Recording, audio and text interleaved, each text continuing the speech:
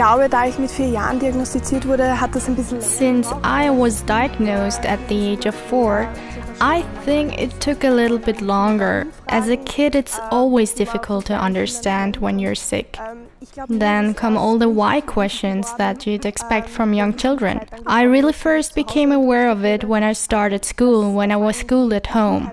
You miss out on some of the fun parts of childhood that you get while in elementary school. You lose the social aspect. It did have its positive aspects, but of course its lonely negative sides too. Then there were the little things such as not getting to go swimming in the summer. It's sad when you've got friends, well, a couple of friends anyway, and it's warm outside, you can't exactly tell them that they can't go swimming. Sitting there and watching them swim, that really hurt. All you can think, what's so different about me that I can't do that? Es ist dann an mir so anders, dass ich das nicht machen kann.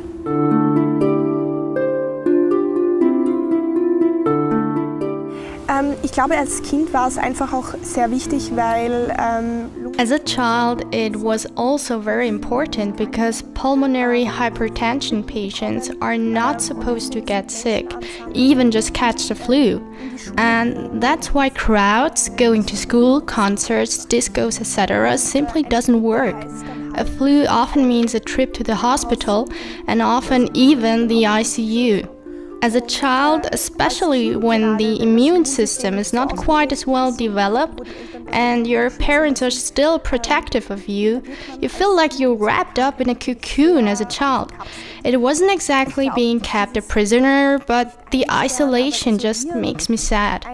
I am by nature a cheerful person and I try to talk to people and like to talk to people, and for me it was when I didn't have the option to do that which made me sad. And I think that's a case for many children. That's a sad part of this disease because it can really make you a bit of an outsider. Das Traurige an dieser Krankheit, dass man dann schon ein bisschen so dieser Außenseiter werden kann.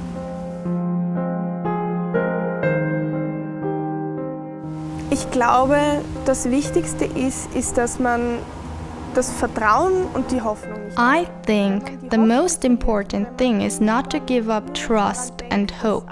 If you lose hope and eventually only think that everything is stupid and not fun because you have this disease, then you have to be clear that this is the wrong way to think about it. It's important to show a child or say to him that there's always going to be hope.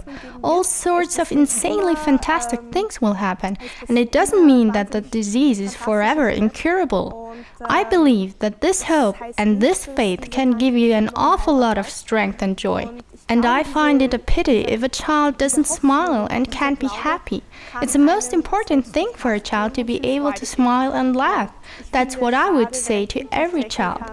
Because we don't stay young for long and we need to hold onto this laughter, this fun, as long as possible. Zu lächeln und zu lachen, und das ist das, was ich jedem Kind sagen würde, weil jung sind wir alle nicht lange und dieses Lachen und Spaß haben, das soll so lange anhalten wie möglich.